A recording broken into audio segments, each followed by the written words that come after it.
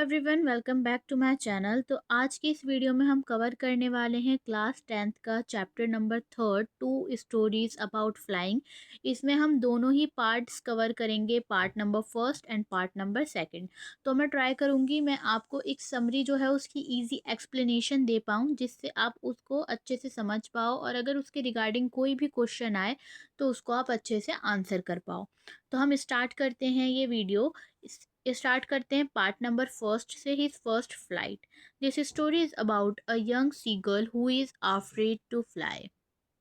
ये जो हमारी स्टोरी है ये एक यंग सीगल के बारे में। सीगल एक आपका परिंदा होता है, एक जानवर होता है, वो पानी में भी तैर।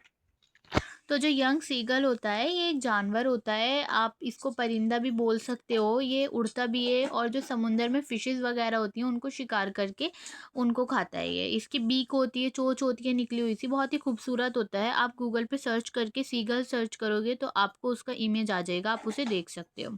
तो ये जो हमारी पूरी स्टोरी होने वाली है इस फर्स्ट फ्लाइट में, ये उसी यंग सीगल को लेकर है जो उड़ने से डरता है।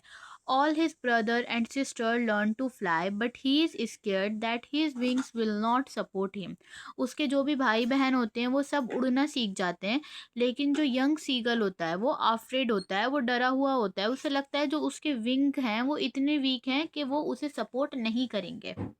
Because of his fear, he refused to jump from the ledge.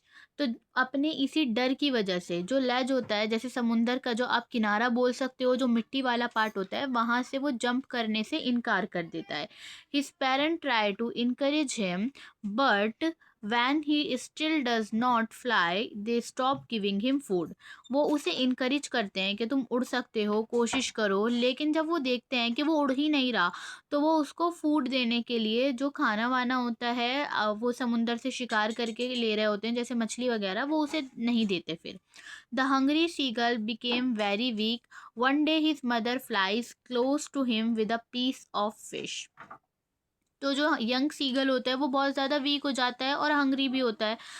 तो इसकी वजह से क्या होता है, एक दिन उसकी जो मदर होती है वो उड़ती हुई उसके पास आती है, उससे थोड़ी दूरी होती है, वो उसे एक पीस ऑफ फिश देती है, एक फिश का छोटा सा जो पीस होता है वो देती है।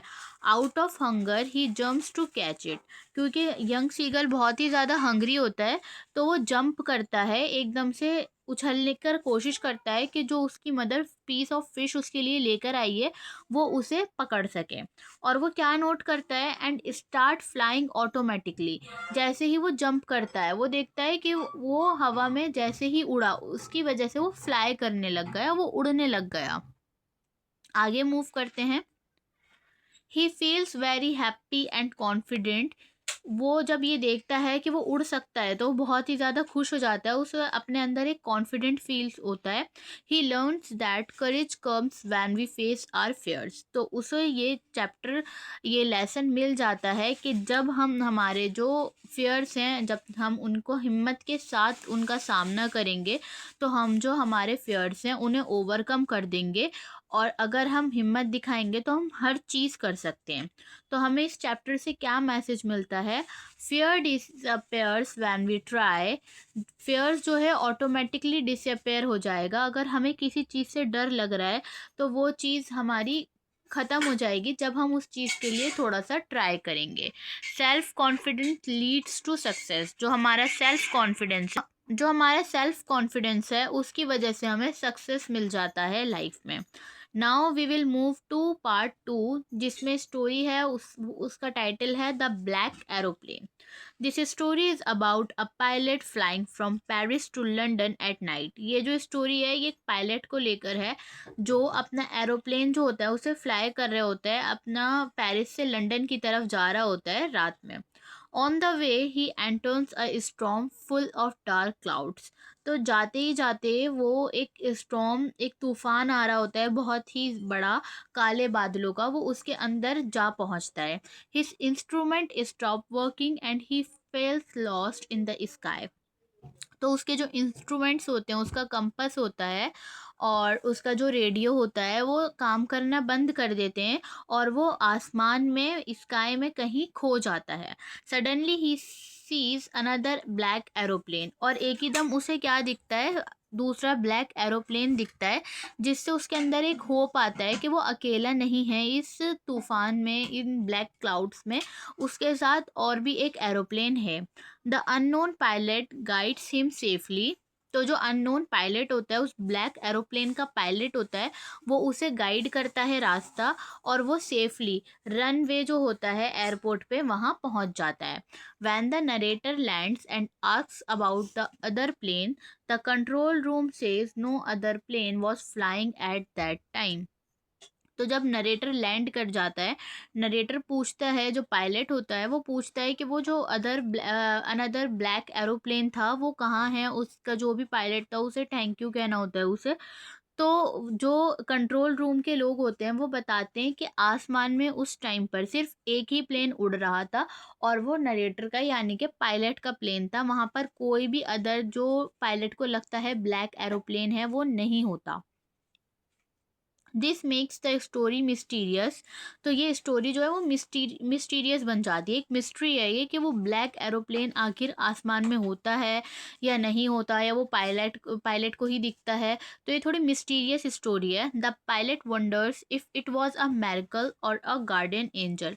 तो जो पायलट होता है वो सोचता है ये क्या कुछ जादू हुआ है, या कोई गार्डियन एंजल था, मतलब कि कोई आप बोल सकते हो जैसे हम बोलते हैं फरिश्ता टाइप के वो था, मतलब किसने उसे सेव करा। इस मिस्ट्री में जो पायलट होता है वो पड़ जाता है। अब हम इस चैप्टर का मैसेज देख लेते हैं। मैसेज हमें मिलता है, sometimes help comes when we least expected, faith and hope save us। कई बार जब हमें हेल्प वहाँ से मिलती है जहाँ से हम लोग एक्सपेक्ट भी नहीं करते, और फेथ और होप यानी कि विश्वास और हमारा होप जो होता है वही हमें बचाता है।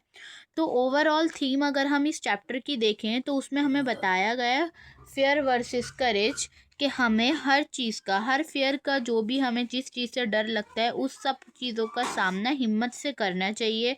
इम्पॉर्टेंस ऑफ सेल्फ कॉन्फिडेंस, कि हमें हमारा जो सेल्फ कॉन्फिडेंस है, जो हमारे अंदर की हिम्मत है, उन सारी चीज़ों को हमें इम्पोर्टेंस देनी चाहिए। पावर ऑफ होप, कि हमें हिम्मत रखनी चाहिए।